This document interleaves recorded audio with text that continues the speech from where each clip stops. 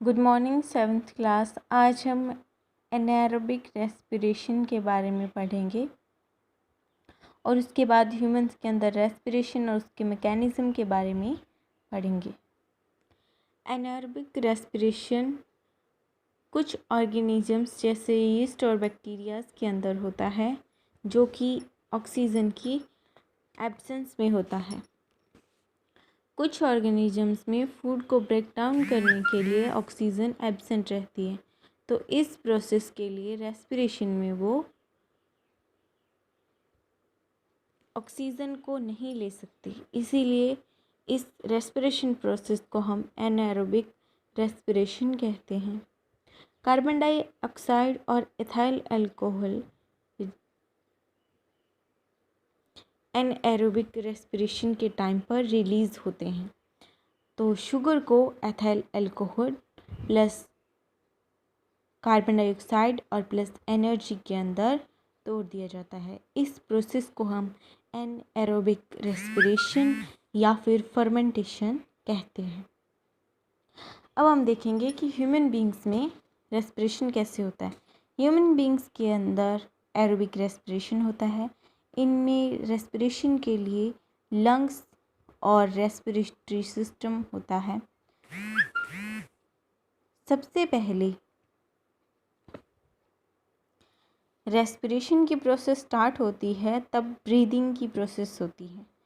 तो ब्रीदिंग के लिए हमारी बॉडी के जो दोनों लंग्स हैं उनके नीचे एक मस्कुलर स्ट्रक्चर होती है जिसको हम डायफ्राम कहते हैं। ये ऊपर की तरफ जाता है तो हमारे लंग्स जो हैं वो सिकुड़ जाते हैं, और जब ये नीचे की साइड में आता है तो हमारे लंग्स जो हैं वो फैल जाते हैं। तो ब्रीद इन की प्रोसेस में हमारे लंग्स जो हैं वो फैलने चाहिए, इसलिए डायफ्राम नीचे की ओर होता है, लंग्स फैले रहते हैं और ऑक्सीजन और एयर हमारे लंग्स में पहुंच जाती है। इन लंग्स में आने के बाद उसको अलग अलग छोटे छोटे एयर सैक्स में भेज दिया जाता है, जो छोटे छोटे बैलून्स जैसी संरचनाएं होती हैं, बैलून्स जैसी स्ट्रक्चर्स होती हैं। इनसे फिर ऑक्सीजन को ब्लड वेसल्स के साथ हमारी बॉडी के अलग अलग पार्ट्स में भेज दिया जाता है, जहाँ पर सेलुलर रेस्पिरेशन होता है और CO2 रिलीज़ होती है। CO2 को वापस ब्लड के साथ कनेक्टेड करके हमारे लंग्स में लाया जाता है, जहाँ पर वहाँ से CO2 डिस्कनेक्ट हो जाती है, ऑक्सीजन वापस से ब्लड के साथ जुड़ जाती है।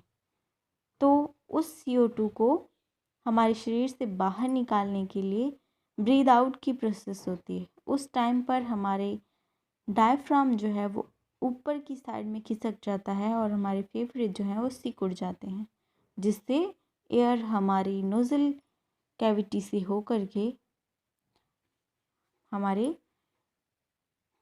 नोज़ल एरिया से होते हुए बाहर मुक्त कर दी जाती है, बाहर छोड़ दी जाती है, हमारी बॉडी से बाहर निकाल दी जाती है। तो ये थी हमारे बॉडी की ब्रीदिंग प्रोसेस, जिसके अंदर सांस अंदर लिया जाता है तब होता है इन्हेलेशन, और जब सांस बाहर छोड़ा जाता है उस टाइम पे होता है एक्सहेलेशन। इन्हेलेशन के टाइम पर रिब्स ऊपर की ओर और आउटवर्ड मूव करते हैं और डायफ्राम जो है वो डाउन की ओर मूव करता है। वैसे ही एक्सहेलेशन के टाइम पर रिब्स जो हैं वो डाउन हो जाते हैं और इनवर्ड मूवमेंट करते हैं, और हमारा डायफ्राम जो है वो अपवर्ड मूवमेंट करता है। अब हम कुछ अदर एनिमल्स के अंदर रेस्पिरेशन की प्रोसेस को देखते हैं। सबसे पहले हम अमीबा के अंदर देखें तो अमीबा के अंदर कोई भी ऐसा सिस्टम नहीं होता, कोई भी ऐसी स्ट्रक्चर्स नहीं होती जो इसे पर्टिकुलर रेस्पायर करवा सकें। तो अमीबा की जो सेल मेम्ब्रेन होती है वही इसको रेस्पिरेशन करवाती है। सेल मेम्ब्रेन के थ्रू ही ऑक्सीजन बॉडी में जाती है और CO2 वहाँ से वापस निकाल दी जाती है। ये प्रोसेस सिंपल डिफ्यूजन के थ्रू पूरी करवाई जाती है, यानी कि अमीबा के अंदर रेस्पिरेशन जो है वो सिंपली डिफ्यूज़न से होता है। इंसेक्ट्स के अंदर इनकी बॉडी की कुछ ओपनिंग्स होती हैं जिनको हम स्पाइकल्स कहते हैं। यहाँ से होकर के ये आगे नेटवर्क जो है वो ट्यूब्स में खुलता है जिसे हम ट्रैकिया कहते हैं। इनके थ्रू होकर के ये अलग अलग बॉडी पार्ट्स में ऑक्सीजन को पहुंचाते हैं और वहाँ से CO2 को बॉडी से रिड्यूस करवाते हैं। वैसे अर्थवर्म्स के अंदर अपनी स्किन के थ्रू ही ब्रीदिंग करवाई जाती है।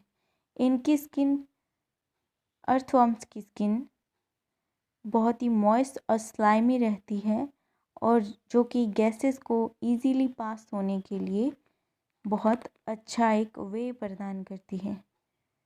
और फ्रॉग्स के अंदर 2 पेयर लंग्स होते हैं जैसे ह्यूमंस के अंदर होते हैं, लेकिन उनकी स्किन भी उनको ब्रीदिंग करने के लिए बहुत ज़्यादा हेल्प करवाती है।